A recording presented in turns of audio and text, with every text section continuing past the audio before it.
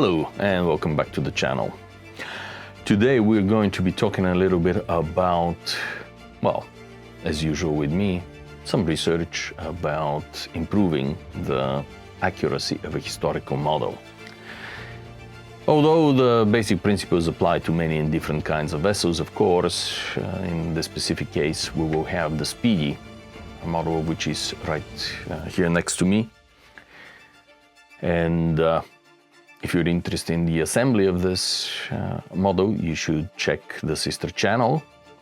Up there is the link to it, because that is where the real magic of ship modeling is happening. Here it is just historical facts, boring research, talking about things, criticizing how others are doing things. It's always easier and nicer to criticize others rather than to try and do it yourself. All right, more seriously now, let's talk a little bit about what exactly we're interested in. This is representing the sloop SPEEDY, which of course is famous for two things. First and foremost, it was the command on Thomas Cochrane, subsequently 10th Earl of Dundonald. One of the most interesting characters of the Napoleonic Wars, if not the most interesting. The ship is, or rather the sloop, is famous for its battle with the Spanish xebec frigate El Gamo. It was fought under the command of Thomas Cochrane, and the 14-gun SPEEDY, firing a broadside of barely 28 pounds. Cochrane himself in his memoir says that he could carry all the shot fired from his broadside into his coat pockets. Keep in mind that Cochrane was a very tall and strong man. The second part that I wanted to point out is that he, at the time of the battle, had only 54 men left aboard his ship. The rest of his crew were sent out in prizes. And with this 54-man crew, he attacked and captured the El Gamo with 32 guns of heavier caliber instead of the 4-pounders that SPEEDY had. El Gamo had 9 and 12-pounder guns. And even more interestingly, she had more than 300 men aboard. And ultimately the battle ended with a boarding action, which the British stars won hands down.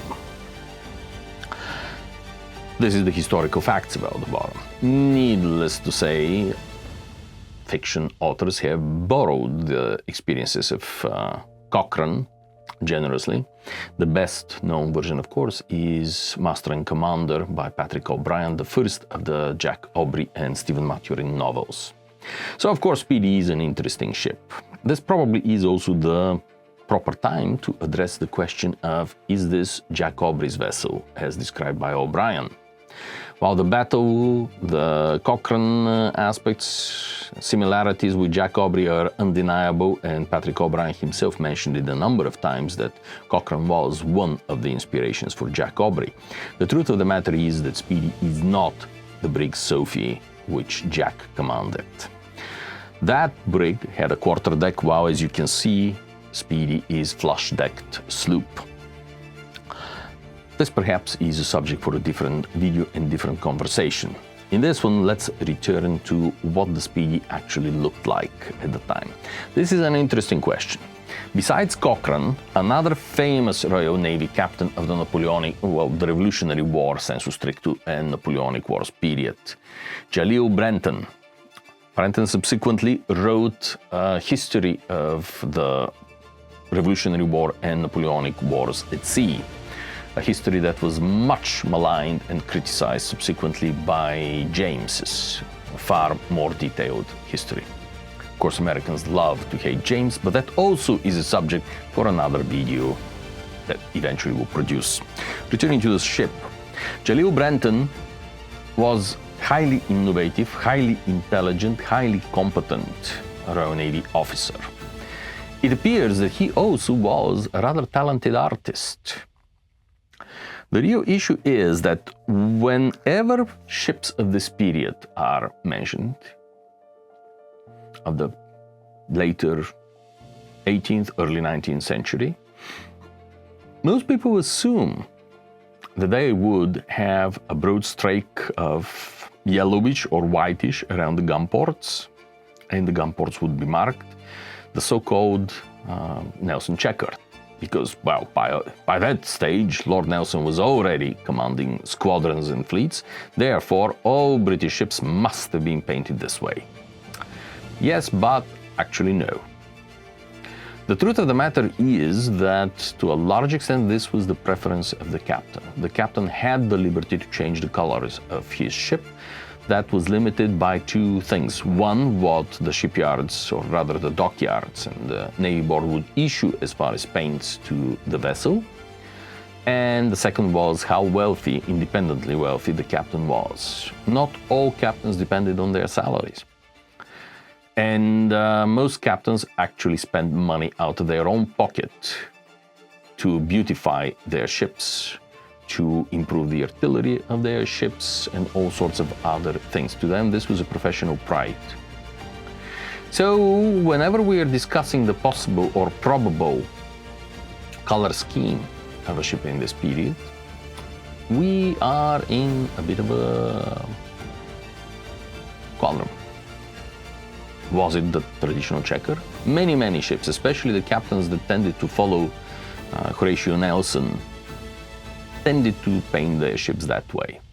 But it was not the only way, and it was not even obligatory. There is no rule, there is no regulation that forced captains to paint their vessels in specific way during this period. They were issued specific quantity of paint, but if they wanted to pay out of their own pockets and buy a different color or different quantities, by all means, they were certainly allowed to do it. Much more freedom of choice than in later periods. So, what evidence do we have for Speedy? The instructions of the kit show the Speedy with yellowish streak. Certainly possible, not impossible, depending who was the commanding officer.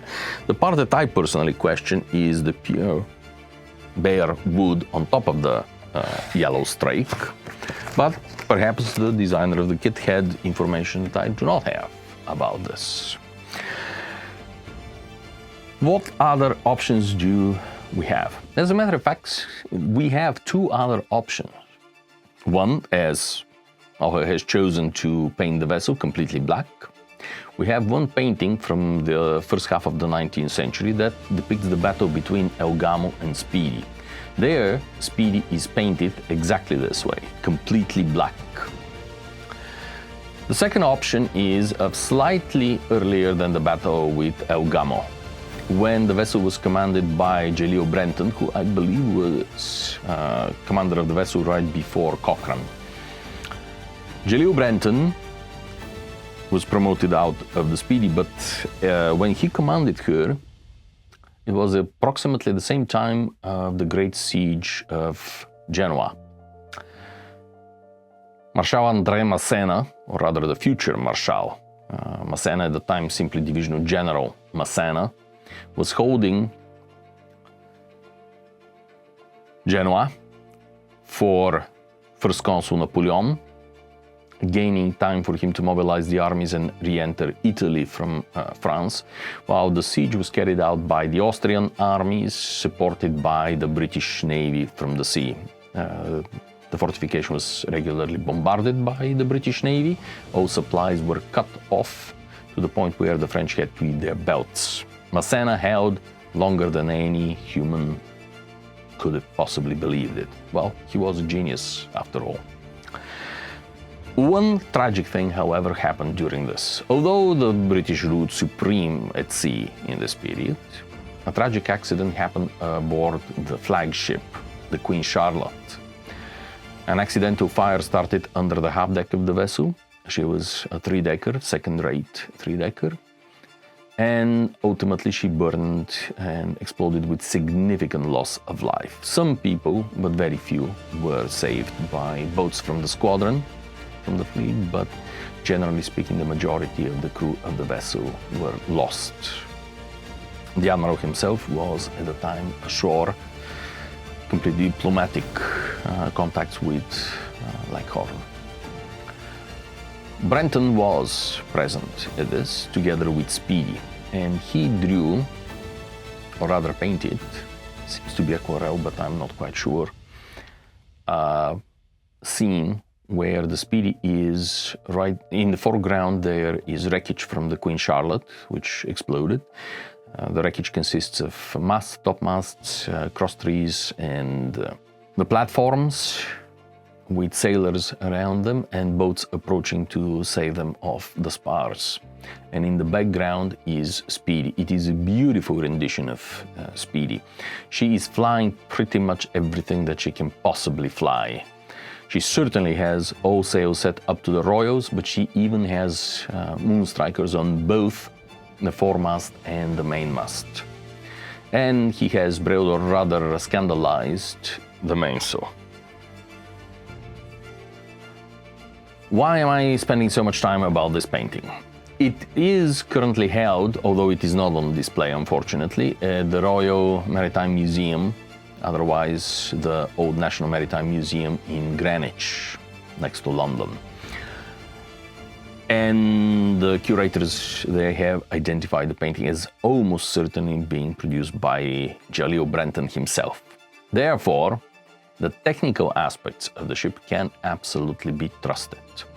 And there he shows her completely black without any light streak, but with two thin, I wouldn't call them whales, rails perhaps is a better description, that border the gun ports above and below. They are of an ochre color, but that is the only lighter color that is seen on the side of the vessel. Otherwise, she's completely black. Therefore, that painting is from the year 1800, shortly before Brenton was promoted to post captain and switched to another vessel.